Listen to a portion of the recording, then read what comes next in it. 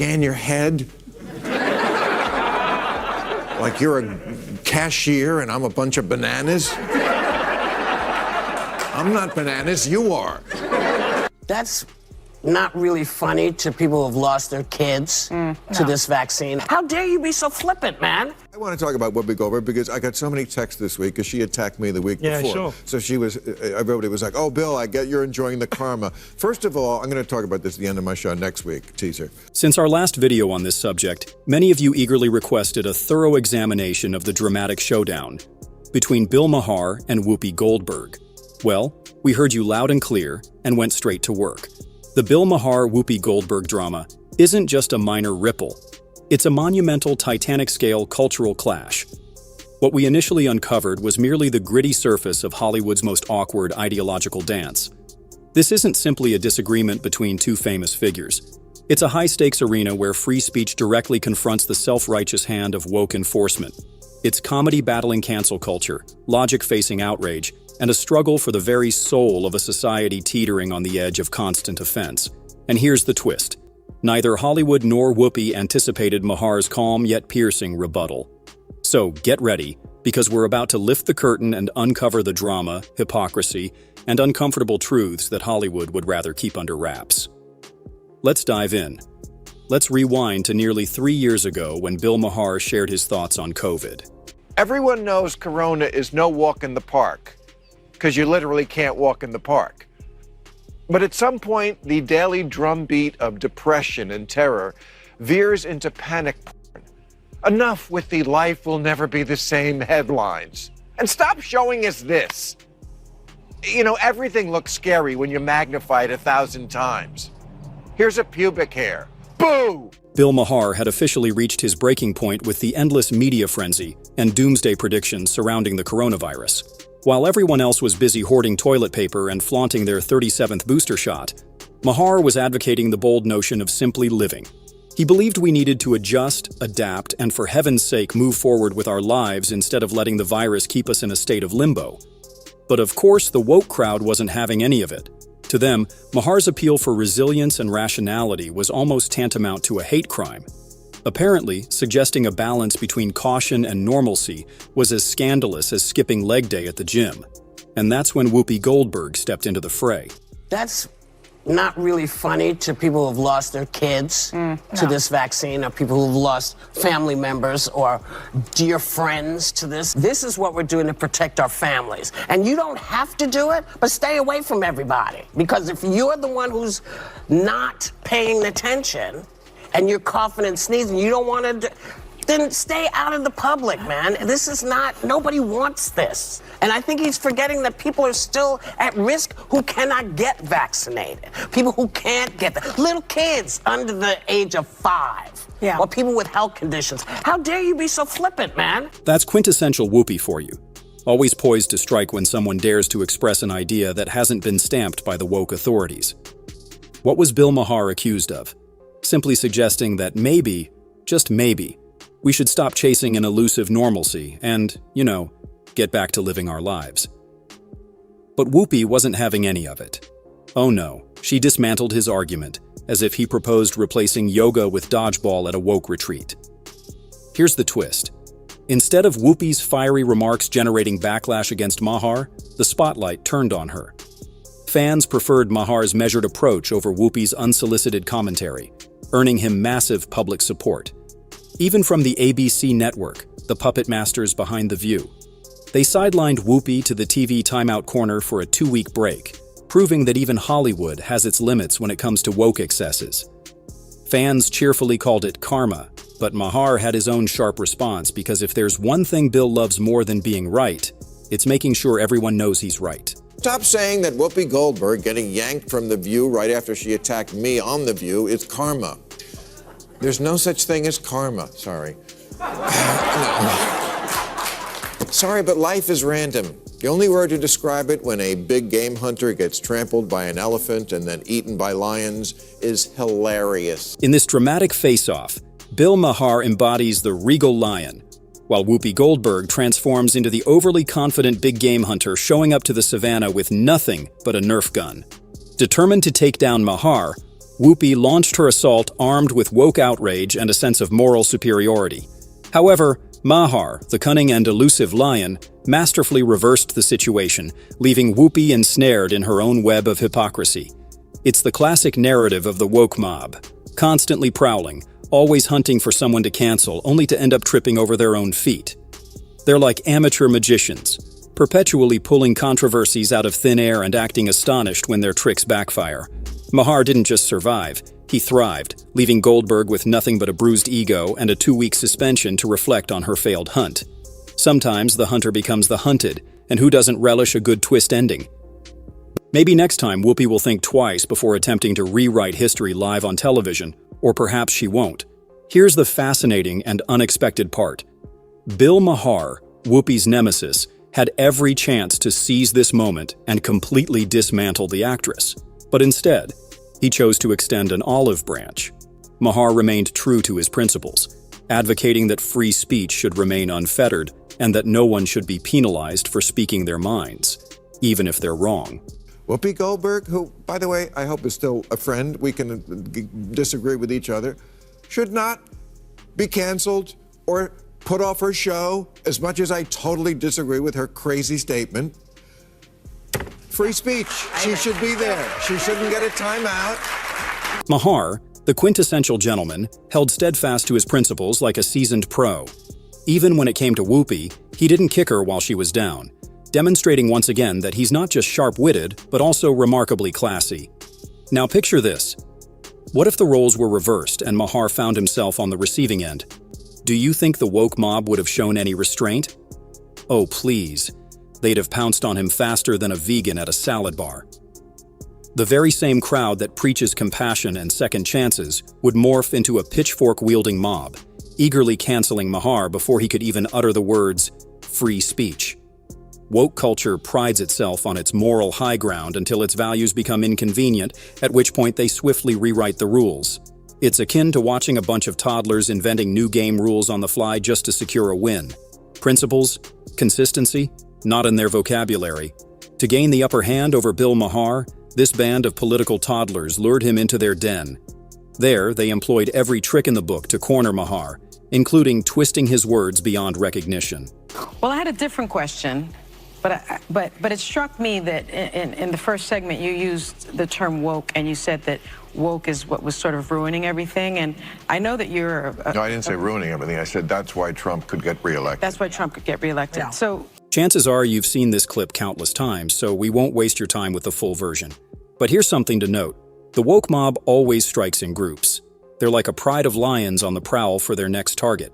You might catch one out in the open, but believe me, the others are hiding in the shadows, sharpening their claws. Take, for example, the women on The View inviting Bill Maher on to promote his new book. Instead of focusing on his latest work, they saw it as the ideal opportunity to take revenge on the man who dared to challenge their cherished narratives. But they underestimated Maher.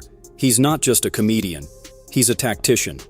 He anticipated the ambush from miles away and deftly dodged their assaults with a grace that makes lions seem like bumbling house cats. Maher stared the View hosts straight in the eye and unequivocally explained why he refuses to follow the woke mob's lead. It was a moment so starkly honest that you could almost hear the audience collectively gasp. Maher didn't tiptoe around the issue or soften his message.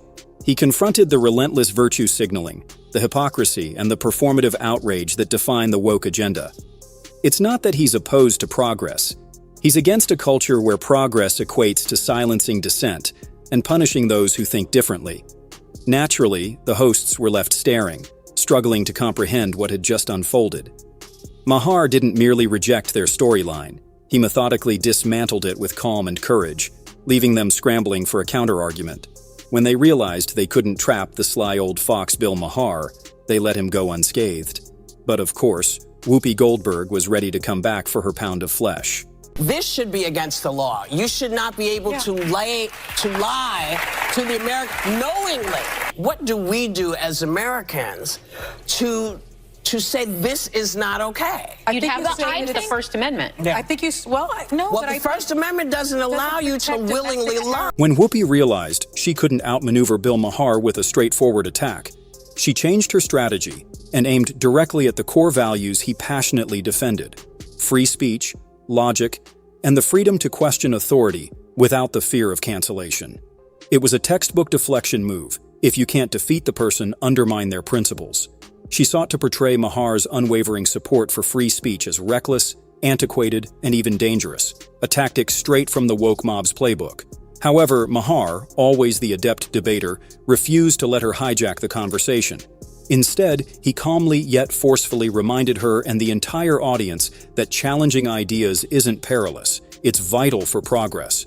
Whoopi's attempt to shift the narrative backfired spectacularly, revealing not Maher's shortcomings but her own. Well, now that it's been a month since I gave the commencement address at Berkeley, someone has to check in with the people who tried to have my speech canceled and make sure they made it through okay. Bill Maher, the ever-sharp lion in a den of hyenas, stood his ground effortlessly even as Whoopi and her woke entourage threw everything but the kitchen sink at him in their mission to cancel and deplatform him. Oh, they probably had email drafts ready to send to every streaming service. But Maher, sporting his trademark smirk and unwavering logic, wasn't just weathering their attacks. He was thriving. The irony? The very individuals advocating for tolerance and diversity of thought were doing everything they could to silence one of the few voices brave enough to challenge their orthodoxy. Maher didn't just stay sharp. He skillfully turned the entire spectacle into yet another display of their hypocrisy. In fact, some fans argue that Whoopi should be thankful to free speech defenders for holding their ground, especially given the barrage of misinformation and outlandish statements she's been making since joining The View. Remember when she fabricated that story about some bakery? There seems to be a lot of talk about the dessert I requested for my birthday show. The place that made these refused to make them for me. They said that their ovens had gone down, all kinds of stuff. Perhaps they did not like my politics. Yeah. Now, Whoopi didn't exactly spill the tea on where the cupcakes originated, but leave it to the internet sleuths to crack the mystery. It turns out they traced the suits back to Halterman's, a Staten Island bakery that's been delighting locals for over 140 years. And yet, Whoopi saw it as the perfect chance to play a Jussie Smollett-style drama card against them. Enter the bakery's response, which was simultaneously polite and unintentionally funny. They explained that their equipment is practically ancient, so much so that it could qualify as a historical artifact, and that frequent mechanical breakdowns are just part of their quirky charm. Oh, and by the way, they had no idea Whoopi was a customer because, spoiler alert, their ovens don't care about celebrity status, they just malfunction indiscriminately. These people are up at 3 or 4 o'clock every morning. The sacrifices they've made, the holidays they've missed with their families. To make Staten Island better, they have sacrificed for 145 years. And frankly, the people who defamed the Halterman family should apologize to the Halterman family for making stuff up to suit their needs. Not everybody wakes up every day and thinks about politics. A good business person doesn't care about anybody's politics. Once again, the internet turned its sights on the Serafina star, calling her out for concocting a story about a small, family-owned bakery, all seemingly in an attempt to garner public sympathy and perhaps score some easy political mileage. Really, Whoopi? Of all the targets you could have picked, you chose a bakery? A spot that's been baking cupcakes and cookies longer than many of us have been around? The internet wasn't having any of it. Social media exploded with users roasting her faster than a fresh batch of pastries, highlighting the ridiculousness of fabricating a story about a bakery that's more cherished than some beloved sitcoms. Even more ironically, she likely aimed to appear relatable by targeting the underdog. Instead, she came across like the Grinch attempting to cancel Christmas cookies. The takeaway: don't mess with bakers. They're needing more dough than drama. But does Whoopi ever learn? Check out this clip of her trying to connect with the middle-class voters who overwhelmingly supported Donald Trump. I appreciate that people are having a hard time. Me too. Yeah. I work for a living. If I had all the money in the world, I would not be here. I literally just work here. Now, coming from someone who once loudly insisted that liars should be thrown in jail, it's downright ironic to see Whoopi caught spinning stories like it's an Olympic sport. Talk about irony, right?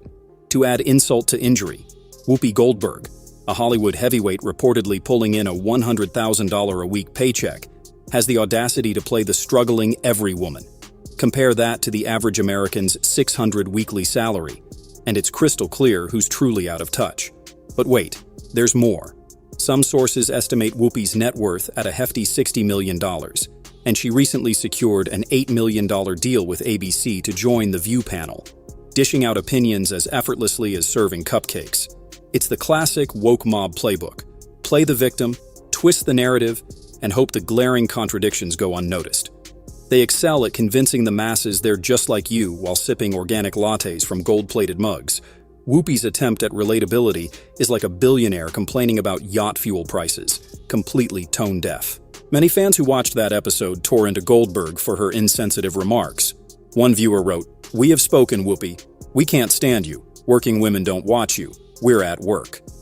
Another commented, "This is why Americans don't need Hollywood elites telling us who to vote for. They're oblivious to the sacrifices many Americans make just to get by." Others pointed out the irony in Whoopi Goldberg's comments about the working class. One person remarked, "60 million net worth and an annual contract with The View worth $8 million? Oh gee, I wish I could struggle financially with that kind of salary." Sweetie, you have all the money in the world. You don't have to work. You don't know what it's like to actually work. Maybe you need a reality check. Why not endorse Biden? Why do y'all need us to say this if we don't feel comfortable saying it? No, it's not that we need you to say it, but I think other folks need to hear, because, you know, one of the things I'm sorry, I just jumped you, I'm sorry, but one of the things that we've been talking about is the fact that getting facts out through the media seems to be very difficult. Here's a brilliant tactic straight from the woke playbook. Flood the endorsement pool with as many celebrities as possible to back Biden. Because nothing screams qualified national leader like a pop star or an actor who once portrayed a president on screen. The strategy seems straightforward. Plaster a recognizable face on a campaign, add a dash of melodramatic speeches, and voila! Americans are expected to overlook substantive policies and vote based on their favorite celebrity's approval. After all, what better way to embody democracy than transforming politics into a celebrity influencer frenzy? But Whoopi delivered a statement that rang hollow. She asserted that the press hindered Democrats from effectively communicating their message, which is why they needed celebrities like Charlemagne to endorse Biden. Isn't it ironic that the same Democrats were successful in getting the media to sideline Hunter Biden's story leading up to the election? So, what exactly is Whoopi referring to? No surprise then that Bill Maher called her out for making such a disingenuous remark. Was it appropriate to bury the Hunter Biden? You're talking about the press doing that? He's saying that's what they did, and that is what they did. They buried the Hunter Biden story before the election because they were like, we can't risk having the election thrown to Trump. We'll tell them after the election. And we know for a fact that that's what they did? Of course. You don't follow this. Saying you know for a fact that that's what they did. I don't know what they did. I know, because you only watch MSNBC. No, that's not true. Bill Maher was absolutely right on this one. Let's face it, how many of us witnessed the media dissect the Hunter Biden story with the same fervor they lavished on Trump's gaffes? Spoiler alert, almost none. The press treated every one of Trump's missteps as headline gold, but when it came to Hunter, they suddenly developed stage fright. It's as if the media had a tacit agreement. Laptop? What laptop? Instead, they quickly pivoted to sharing Trump memes. Double standards much. It's like watching a referee call every foul on one team while handing out participation trophies to the other. Ladies and gentlemen, not only was Whoopi dead wrong in asserting that Democrats don't control the media, but Charlemagne also played his cards right by refusing to publicly endorse Biden.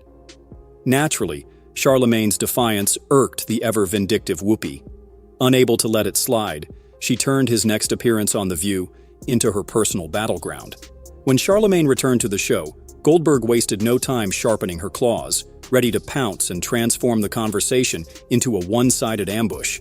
Classic Whoopi, always eager to dish it out, but never quite prepared to take it. Since they were calling Trump a threat to democracy and they were saying that, nobody's above the law, but they were speaking about him, that's what they were running on. So when he kept saying things like, nobody's above the law, I respect, the jury's decision in regards to my son, he didn't believe that. But he didn't have to volunteer that lie to begin with. I'm gonna stop you for a second. Uh-oh. Only because you don't know that it was a lie. We don't know why he changed You his... really think he just changed his mind over Thanksgiving weekend? No. Whoopi appears so intent on getting her pound of flesh that she didn't even bother to feign concern for the truth. President Biden campaigned on the lofty promise that no one is above the law and pledged to hold accountable anyone who violated it. Noble, right? But when his own family chose to bend the same rules, suddenly exceptions popped up everywhere. It seems some individuals are above the law, as long as they share the president's last name. To Whoopi, this wasn't Biden breaking a promise or being deceitful. No, he was simply a weary father, tired of people mistreating his young son. Meanwhile, Charlemagne remained steadfast, contending that Democrats have always touted their moral superiority and should maintain it even when challenged. At some point, you get to the place where you just go, so I'm just gonna follow the straight and narrow always, because that's what's expected of Democrats. But that's their fault. They're the ones that go out. They're They're the ones that go out there and they stand on this moral high ground. Listen, they don't have to do that. I'm a Democrat. Tell me what the moral high ground is. The moral high ground is nobody's above the law. I respect what the jurors are saying. Kudos to Charlemagne for standing his ground in the lioness's den. But did Whoopi seriously just imply that staying on the straight and narrow isn't always necessary?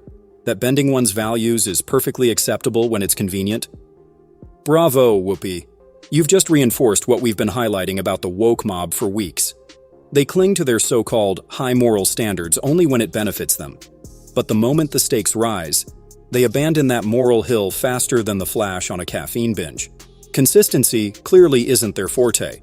Flexibility, however, is practically an art form.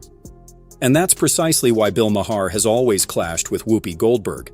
Because unlike Whoopi, Maher believes in steadfastly holding to his convictions even when his back is against the wall, even when it's incredibly challenging. Is it worth the pain? Is free speech worth the pain? And is it really painful? Is it really painful? If you don't like this guy, don't go to his lecture. Bill Maher has long been a steadfast advocate for free speech, fiercely upholding this fundamental pillar of democracy. Throughout the years, he has dedicated himself to verbally dismantling anyone or any institution daring to infringe upon this constitutional right, be it cancel culture militants, political power brokers, or the overly sensitive masses who clutch their pearls at every contentious remark. Maher leaves no one untouched. His razor-sharp wit and unapologetic honesty have earned him both admirers and adversaries, depending on where one stands in the free speech discourse. Whether you love him or loathe him, Maher remains resolute, consistently promoting the belief that free speech isn't merely a privilege. It's a right worth defending, even when it provokes offense. But Whoopi Goldberg, she'd rather see anyone she disagrees with thrown behind bars, which helps explain the ongoing friction between these two personalities. One unwaveringly upholds the truth regardless of the consequences, while the other morphs her position like a chameleon blending into its environment. This fundamental difference is at the heart of their constant clashes, highlighting Maher's commitment to his principles in stark contrast to Goldberg's more opportunistic stance. Alex Jones, who is not my friend and who tells crazy lies about me, is thrown off Twitter, I think, and Facebook and a few other platforms. I think he's going to... Thank God! Well... If you're a liberal, you're supposed to be for free speech. That's free speech for the speech you hate. That's what free speech means. Maher's principles are truly commendable, earning him the respect of supporters from both ends of the political spectrum, a rare achievement in today's polarized environment. At least his stance is clear and unwavering. Unfortunately, the same cannot be said for Whoopi Goldberg. Her principles often feel more like mere suggestions, easily bent and conveniently forgotten when the situation demands it. Are the two still friends? Who can say? But one thing is certain, their ideological differences are as pronounced as if they were hosting competing late-night shows. Maher is dedicated to consistency and exposing hypocrisy, while Goldberg treats the truth like a buffet, selecting only what fits her mood that day. Currently, both Goldberg and Maher appear to have put their confrontations on hold, taking a much-needed respite from battling each other. It's been surprisingly quiet, almost suspiciously so. But let's be real, given their fiery personalities, this truce likely won't last long, much like a Hollywood marriage. What the future holds is anyone's guess. Perhaps they'll find common ground and surprise us all. Or more likely, they'll clash once again over the next hot-button issue that ignites social media frenzy.